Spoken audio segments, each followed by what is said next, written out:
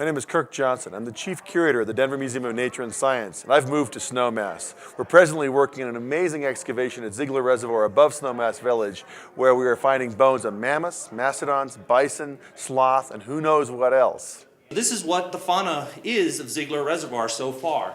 So over on the left we've got a mammoth, a Columbian mammoth. Up on the right-hand side is a mastodon. On the bottom is an Ice Age bison, extinct Ice Age bison, and the giant ground sloth. So those are in relative proportion to one another.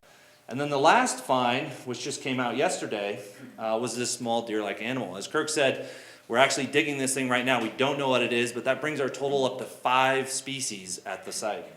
This is just way more than a couple of old bones. This is a really cool opportunity for both Snowmass Village and the Roaring Fork Valley and for the citizens of Colorado. And so what we've got in the case of the crew from Gould Construction are a bunch of guys that are like surgeons driving big equipment. And literally yesterday, they drove a D6 cat over the top of a fawn-sized animal, and we were able to extract that animal almost entirely intact.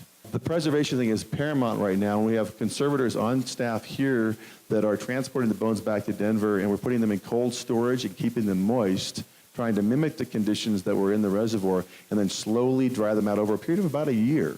The last 2 weeks have been just astonishing. It doesn't get much better than this.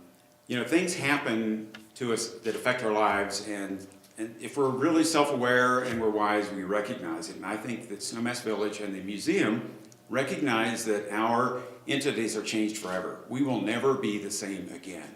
As I near the end of my career, I think this is going to be one of the things that I'm going to retire and think about for the rest of my life, because this is really exciting and it's really an important site. So we're going to go back out and start digging again. Keep track of our excavation at www.dmns.org.